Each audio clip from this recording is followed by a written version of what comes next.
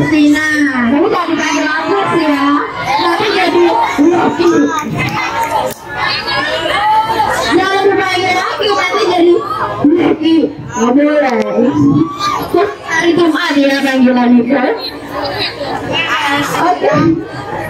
Cocok ini sih. Bu Agus sakit Bu. Oke, lanjut. Tadi Saka itu apa tadi Saka?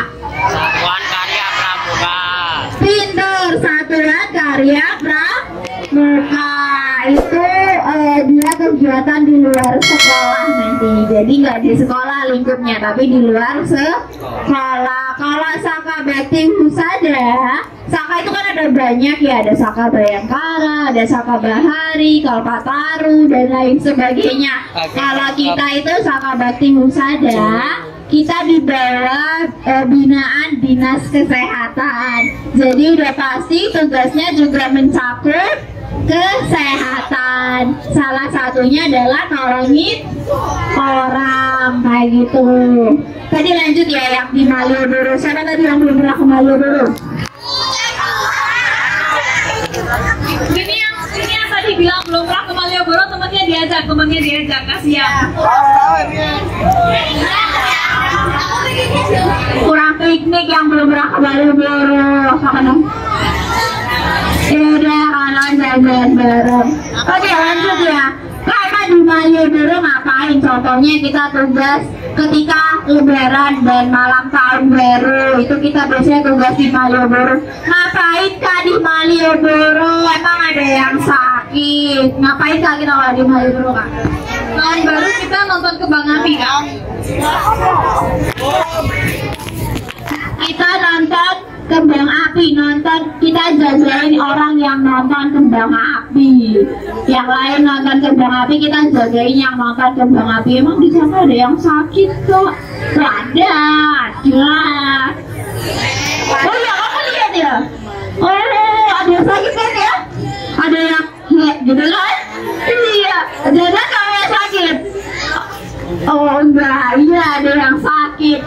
Itu kita jadi ceritanya kita itu jagain orang piknik teman-teman. Nah, jadi nih contohnya ya pas Lebaran itu kan, kalau Lebaran itu Malioboro penuh ya nggak? Penuh dengan orang-orang piknik ya. Kalau kalian nggak piknik ya nggak tahu ya. Emang kalian orang piknik mungkin. Wih, pikniknya ke Eropa, keren-keren. Saya juga Jerman ya pikniknya juga kauman.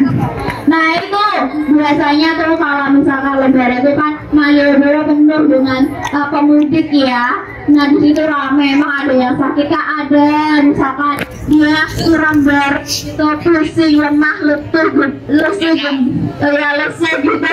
Nanti tiba-tiba ada yang pingsan, ada yang jatuh. Nah di situ tugas kita untuk nolongin. Kadang-kadang ada juga orang tua atau kakek nenek gitu yang terpisah dari keluarganya gitu, dan kadang suka lupa, kakek maaf tadi kesini sama siapa, nggak ngerti, saya lupa loh. Nah itu loh ngapain. Nah itu tugas kita untuk mendampingi beliau-beliau ini gitu. Tugasnya nolong apa kak tadi? Tolong orang hilang. Nggak cuma itu ya kak, kadang juga tiba-tiba ada pengumuman bagi yang membawa anak, silahkan anaknya dijemput di pos keamanan. Tiba-tiba ada yang ketinggalan anaknya ya.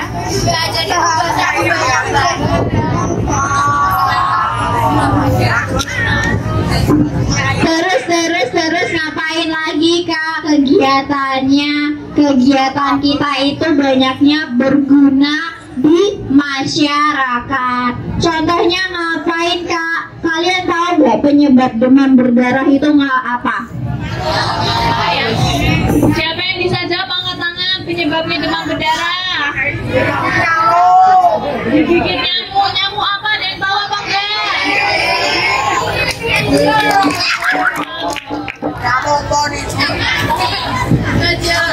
Iya, digigit nyamuk ya. Nah terus ngapain kak SBH? kita biasanya mengedukasi masyarakat kita ke rumah-rumah warga untuk ngecekin tadi ada nggak jentik nyamuknya di bak mandinya, di embernya, di pot bunganya. Itu kita ngecekin satu-satu, terus nanti kita edukasi ibu ini karena ada banyak jentik, banyak hal yang harus dilakukan, harus sering menguras bak mandi, harus menutup tampungan air dan lain sebagainya kayak gitu. Terus apalagi Kak, waktu kemarin ada event COVID, event COVID kemarin kita juga aktif. Ngapain Kak? Kita aktif ke masyarakat untuk mengedukasi masyarakat harus pakai apa? Pakai baju dulu, harus pakai masker, terus harus rajin cuci tangan, terus tidak boleh keluar rumah ketika sakit kayak gitu. Jadi tugas kita tuh banyak banget. Terus kita juga ngebantuin pas vaksin COVID itu juga. Terus apalagi ya Kak kegiatan kita? Kegiatan kita itu biasanya di sini siapa yang pernah kemah? Siapa yang pernah ikut kemah? Nah, siapa yang pernah sakit? Parah. Kita juga di sini Sakabak ada biasanya juga membantu menjadi tim kesehatan pada saat kemah. Nanti pas ambulan ini kan? Yakin. Siapa yang menyakiti? Aku pecah. Salah satu dari sini bukan? Siapa yang menyakiti? Siapa namanya? Siapa yang menyakiti? Siapa yang menyakiti? Agus. Ketawa bapakmu. Oi. Oh ya, azan dulu, azan dulu.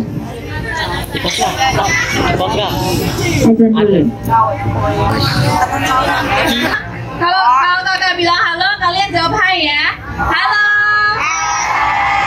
Hai. Oke, kalau gitu kita lanjut ya. Nah, tadi udah apa sih yang kita lakukan? Terus di sini siapa yang udah pernah pingsan? Siapa pernah pingsan? Pernah pingsan benar enggak? Siapa yang pernah pingsan? Pingsan rasanya pingsan kayak gimana rasanya pingsan? Rasanya pingsan kayak gimana rasanya pingsan? Kira-kira kalian pernah kepikiran gak sih? Oh, kalau ada yang pingsan itu kita harus ngapain? Ada yang tahu apa enggak? Kasih nafas buatan katanya. Selain itu, kalau ada yang pingsan kita harus ngapain? Salah satu coba. Kalau pingsan kita harus ngapain? Kalau ada yang pingsan?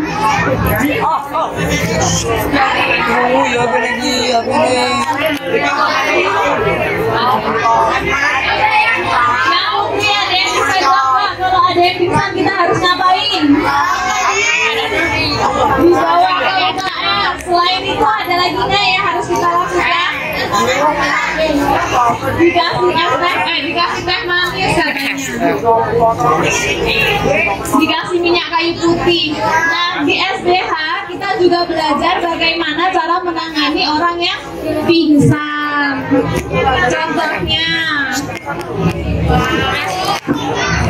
Contohnya nih ya, kalau orang pingsan kita apain?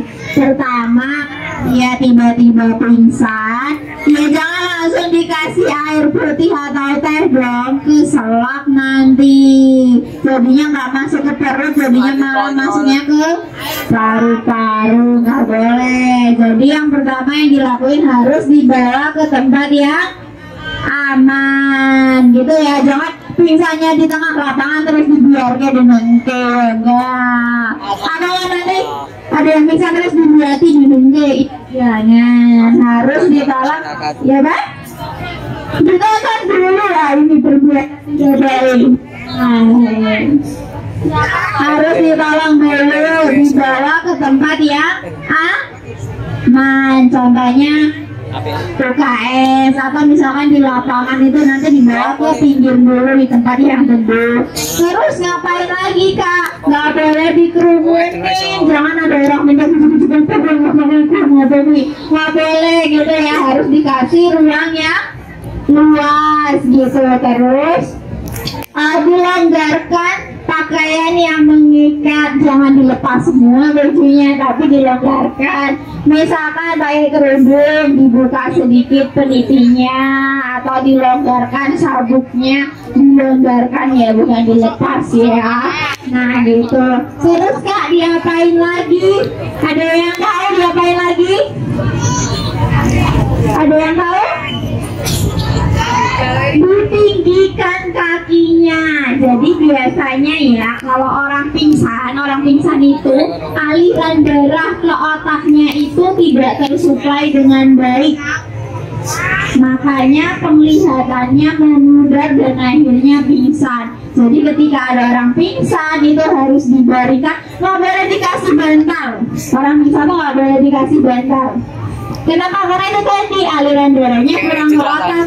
Jadi yang harus dikasih bantal itu kakinya, bukan kepalanya. Ya, siapa yang baru tahu?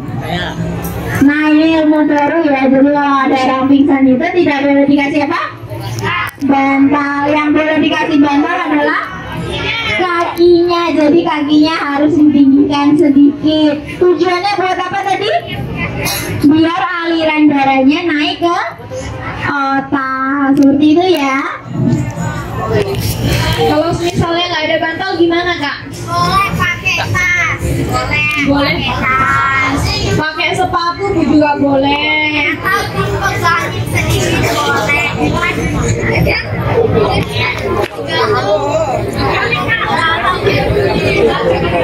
Apa pertanyaannya?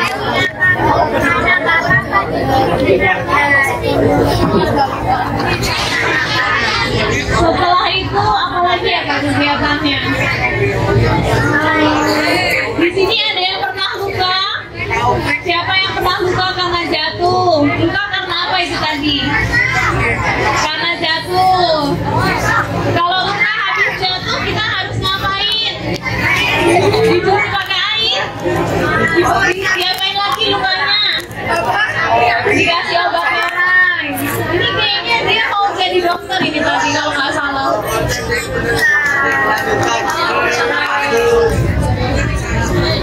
Yang putra kalau ada orang yang jatuh diapain? Jangan diketawain dong, kasihan.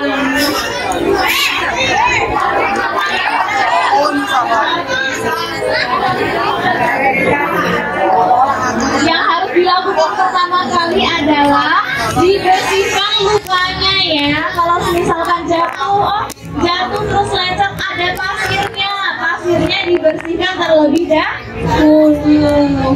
Selanjutnya baru boleh dikasih obat merah. Tapi gimana nih cara ngasih obat merahnya kak? Gimana cara ngasih obat merahnya? Siapa yang biasanya langsung dituang? Harus dia langsung dialirin. Siapa yang kalau jatuh langsung ditaruh obat merah? Minum alih-alih. Kalau minum es teh. Oke, jadi kalau misalkan ada orang yang jatuh atau terluka, lecet, hal pertama yang harus dilakukan tadi apa? Dibersihin dulu. Dibersihinnya pakai apa tadi? Iya, air panas. Maluka baru nanti. Air mau nggak? Terus boleh nggak dikasih betadin? Boleh nggak dikasih betadin? Obat merah? Iya, kalau pertama kali jatuh itu boleh, tapi yang perlu diperhatikan itu ketika dituang betadinnya, gitu misalkan ya pinjam ya kak, luka gitu. Misalkan nih, ini botol ya, botol lagi kemudian nggak apa-apa ya. Botol betadinnya itu nggak boleh kena kulit. Kenapa nggak boleh kak? Karena nanti tutup botolnya terkontaminasi kotoran gitu, jadi obatnya malah ikut kotor. Jadi yang baik itu kalau misalkan dikasih jarak antara luka sama botol betadinnya gitu. Biar apa tadi? Biar satu tidak terkontaminasi, atau bisa boleh dituang ke kapas dulu baru dibersihin lukanya kayak gitu ya. Nah, baru tahu kan ya ilmunya sekarang? Iya kan? Baru tahu. Oh, ada lagi yang penting nih. Kalian tahu penyakit rabies? Rabies itu apa?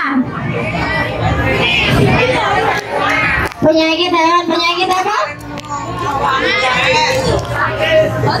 Iya, hewan yang bisa menularkan manusia, atau biasanya disebut penyakit anjing gila gitu, rabies. Nah Kak, emang kalau digigit hewan itu harus ngapain biar gak kena rabies? Ada yang tahu?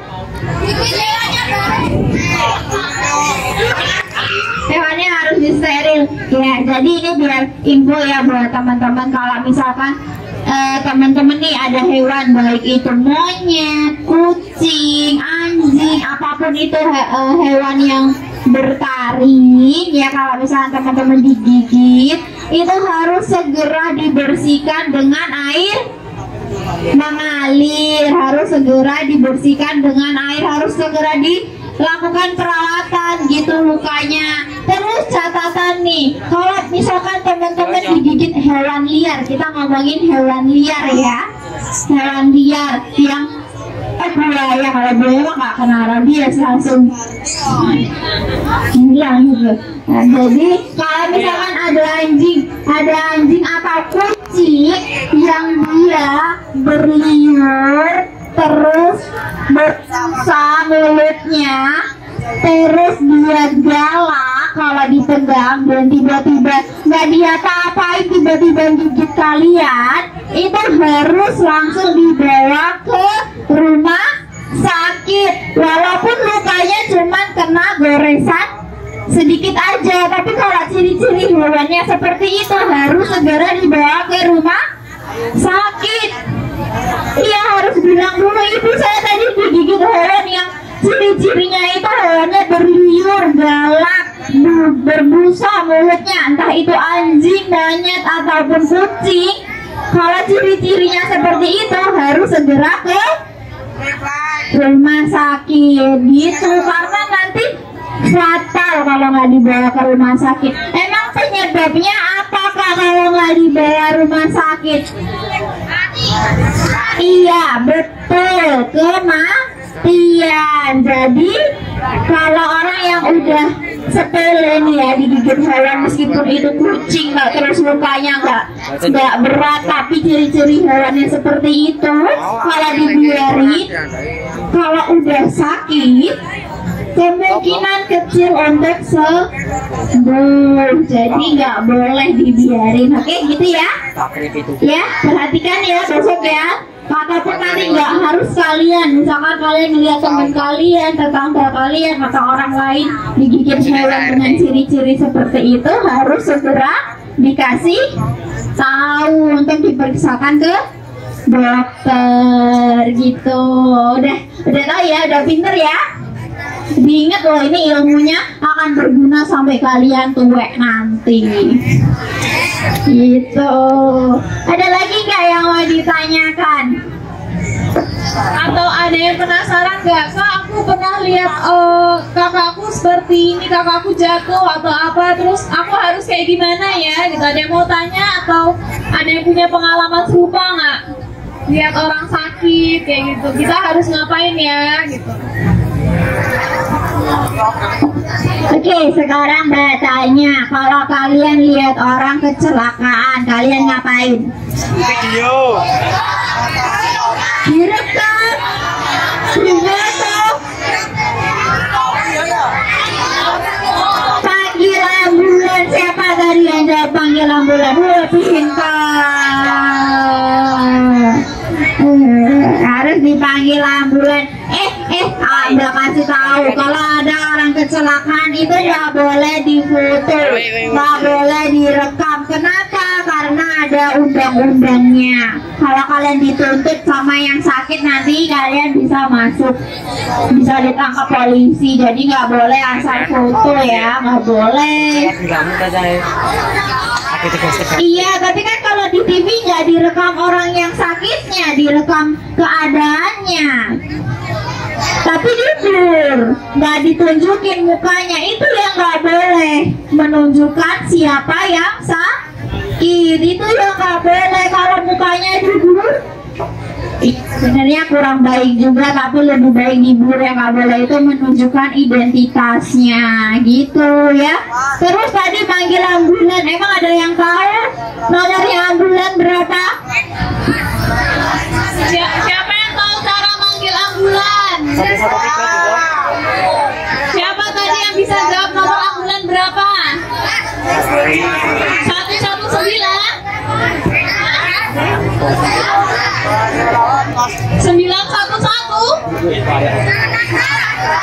Berapa? 666? Amerika. Wah, ini jawabannya bermacam-macam. Yang jawab 911 itu kayaknya kebanyakan nonton film luar negeri kayaknya ya. 911 122 itu polisi.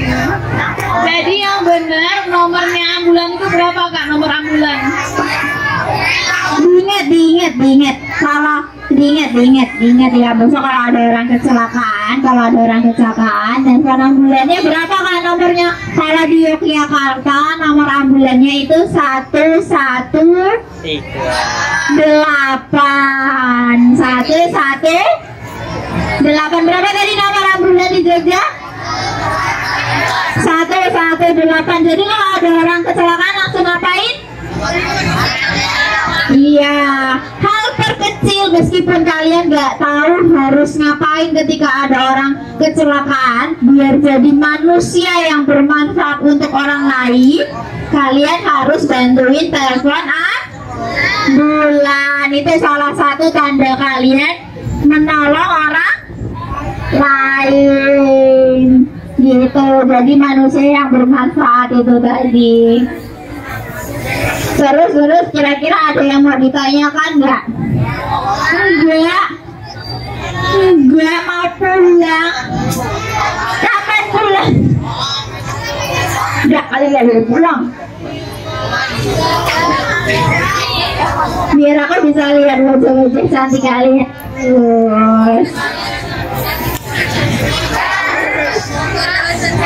Oke. Ini bener nih, nggak ada yang mau nanya lagi nih. Nanya apa, Wan? Nanya apa nih? Mumpung lagi ada kita nih.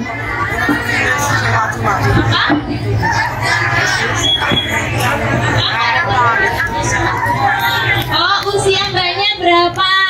Kira-kira usia kami berapa ini? 70 tahun. 24. 21, 17, 23,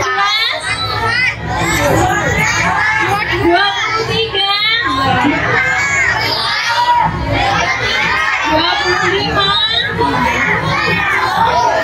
Usianya rahasia nggak kayak? Usia kita tuh nggak beda jauh sama kalian kok. 15, tambah dikit. 17. Berapa?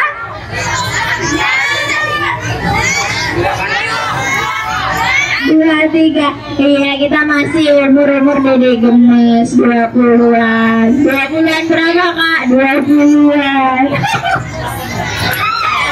Iya, tadi siapa yang jam 23? Betul. Oh iya, kalian kalau mau lihat kegiatannya SBH ngapain aja, jangan lupa untuk follow kita di Instagram ya. Siapa yang punya Instagram? Fallback dong, fallback. Nanti di fallback nanti bisa. Lah, bercanda. Ya, oke, gimana ya? Apakah Instagramnya @SBH Jogja ada di bawah sini? Translate-nya di bawah sini. Jangan lupa nanti buka Instagram Instagramnya, terus follow SBH Jogja. Itu nanti kalian bisa lihat kegiatannya ngapain, ada banyak banget. Kalau kalian mau join besok silakan chat adminnya aja, kamu tertarik pengen ikutan gitu boleh gitu. Oke? Ini nih kan biasanya kebanyakan yang ikut Saka itu kan udah SMA ya, tapi jangan takut teman-teman, adik-adik. Adik-adik ini masih bisa ikut kegiatan di Saka dengan syarat harus sudah sampai di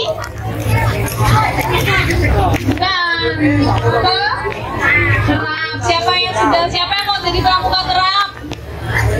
Terap, siapa yang mau terap? Kayaknya ya ada.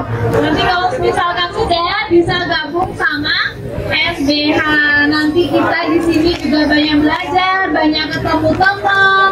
Ada juga banyak teman-teman dari sekolah lain. Jadi nggak cuma dari sekolah-sekolah satu sekolah aja gitu. Udah capek ya? Udah capek ya? Udah ngantuk ya? Pengen pulang ya? Oke nih? Oke. Kalian kelas berapa dong? Adik kalian kelas berapa nih? Kelas 1?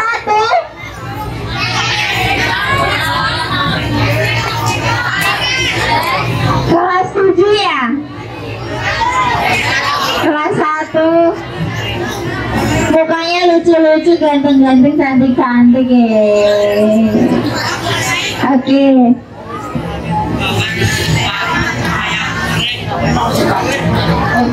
Oke, sudah selesai ternyata, sudah cukup waktunya. Jangan senang dulu dong, kita yang sedih. Kapan lagi ketemu? Oh iya, tadi materi yang disampaikan Kak Sri dan Kak Atika udah dipahami?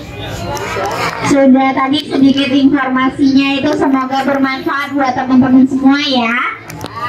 Ya, oke. Sekian materi yang bisa Kak Atika dan Kak Sri sampaikan kali ini. Semoga Allah memberikan kita kesempatan untuk bertemu di lain waktu. Kurang lebihnya mohon maaf. Wassalamualaikum warahmatullahi wabarakatuh. Dadah teman-teman semuanya. Sampai ketemu lagi. Terima kasih banyak untuk antusiasnya. Sarangnya. Terima kasih kakak, terima kasih kakak, terima kasih kami ucapkan. Terima kasih kakak, terima kasih kakak, terima kasih kami ucapkan. Salam. Iklan. Terimalah salam dari kami yang ingin maju sama-sama.